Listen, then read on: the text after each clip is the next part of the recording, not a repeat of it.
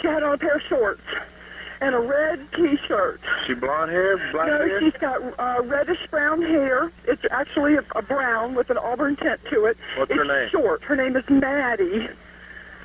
And I was letting the kids play out here for a little while, and then she disappeared, and nobody knows where she's at. Honey, Maddie is gone. No. The frantic 911 call you just heard was made by Sheila Clifton, moments after she realized her young daughter Maddie was missing. As the police arrived and the neighborhood gathered to search for her, no one could have imagined the heartbreaking and horrifying end to this case. The last person to see 8-year-old Maddie Clifton on November 3rd, 1998, in Jacksonville, Florida, was her friend and neighbor Joshua Earl Patrick Phillips. 14-year-old Joshua's house was right across the street, and the two often hung out together. That day, Maddie went over to Josh's house to play baseball in his backyard. Later, she headed home, but never arrived. Around 5 p.m., her mother made the disturbing 911 call when she realized no one could find Maddie. She was last seen wearing a red YMCA basketball shirt with her name across the back in big letters. Immediately, hundreds of people gathered and searched for her, looking in the woods around her home and even in dumpsters. Early in the search, Josh asked Maddie's mother what was going on. Once he learned that no one could find Maddie, he eagerly joined the community to help search for his friend. Josh was distraught when he heard Maddie was missing and did everything he could to help find her. He put up flyers with Maddie's information and helped canvass the area where she vanished. Maddie's face, often showing her Kool-Aid-stained smile, was plastered on billboards and t-shirts. A $50,000 reward was offered in the hopes that someone would recognize her and inform her anguished family. For almost a week, the community rallied together to search for Maddie. The first suspect was one of Maddie's neighbors, a man previously accused of involvement in an assault case. However, he had an alibi for when Maddie disappeared and was cleared of any suspicion. Soon, the FBI got involved as local police struggled to find leads, but they too found no new evidence. It seemed like Maddie had disappeared off the face of the earth. Everything changed 6 days after Maddie disappeared. Josh's mother, Missy Phillips, noticed a strange wet spot on the floor of their house. She started searching her son's room until her attention was drawn to Josh's bed. She later said, "I didn't want to believe what I was seeing."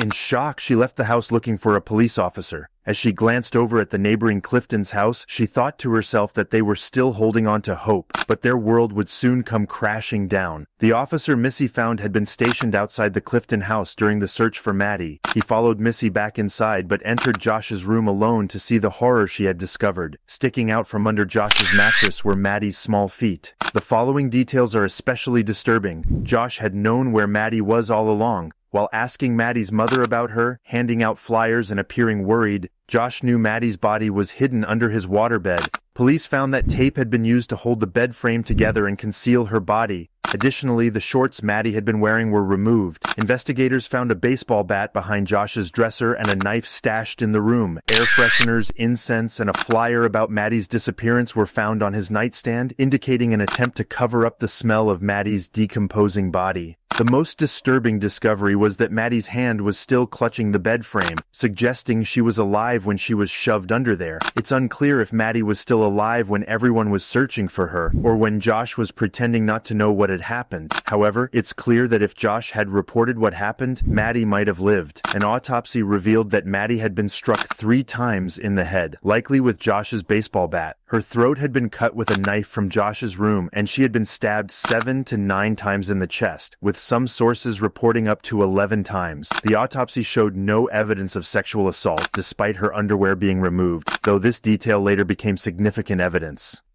I'm here to announce the arrest of Joshua Earl Patrick Phillips. Josh Phillips was arrested, shocking everyone who knew him. People described Josh as a quiet but friendly kid with nothing remarkable about him. However, within hours, he admitted to killing Maddie on the day she was reported missing. During his confession, Josh gave his account of what happened to Maddie. Remember, this is his side of the story. Josh was home alone when Maddie showed up and asked him to play. He knew he wasn't allowed to have friends over without his parents. While playing baseball in the backyard, Maddie was accidentally hit in the eye by the ball. She started bleeding and crying loudly. To calm her down, he brought her inside, but she kept screaming, which made Josh panic. He was afraid his father would come home and be angry for letting Maddie in without permission. Panicking and wanting her to be quiet, he hit her on the head with a baseball bat once or twice, then hid her body under his waterbed. When his father came home, Josh said Maddie was still moaning. He then dragged her out, stabbed her in the chest, and hid her body again until his mother found it. Josh insisted he hid Maddie out of fear of his father, but the truth about his home life wasn't revealed until Missy, his mother, explained it publicly. She said she and Josh walked on eggshells at home because her husband was intimidating and sometimes overbearing. He didn't like neighborhood children in the house without an adult present, and especially didn't want Josh spending time with younger girls. Missy said he didn't have a fondness for little girls, which she never understood.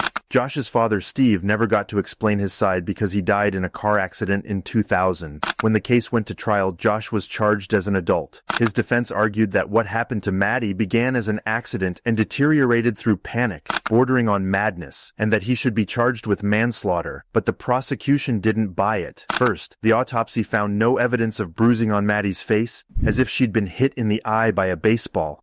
In fact, there was no evidence they had been playing baseball at all. Second, Josh claimed to have dragged Maddie into the house, but there wasn't any dirt on her body, suggesting her shorts probably didn't come off from being dragged. There was no blood in the backyard or the house, except in Josh's room. Maddie was found in only her shirt and socks, indicating inappropriate undertones. The trial lasted 3 days. Josh was found guilty of first-degree murder and sentenced to life in prison without parole, as he was under 16 and not eligible for the death penalty. In prison, Josh grew from a teenager to an adult. He still refuses to discuss Maddie's murder, except for a brief apology to her family in 2018. As I've grown up, I have learned the value of life. I wish to God that I could have known this or understood that when I was 14. Had I then, none of this would have come about. I had no clue what life meant. Josh became tearful while reading his apology letter, but this doesn't necessarily show true remorse. He might be acting to appear reformed and seek a reduced sentence. His focus on his own suffering rather than the victims suggests narcissistic traits. The story doesn't end here. In 2017, Josh's case was resentenced due to a 2012 Supreme Court ruling that mandatory life sentences without parole were unconstitutional for juvenile offenders. Josh may not have specifically targeted Maddie, but took the opportunity when they were alone. Maddie's mother testified that Josh was actually obsessed with her other daughter Jessie, evidenced by a photo of Jessie found in Josh's room. Josh's sentence was upheld after a 4-day trial, and he remains in prison. The case continues, as Josh will be eligible for resentencing in 2023 after 25 years in prison. For now, this case remains unresolved and will continue for a long time. Stay safe, and thank you for watching.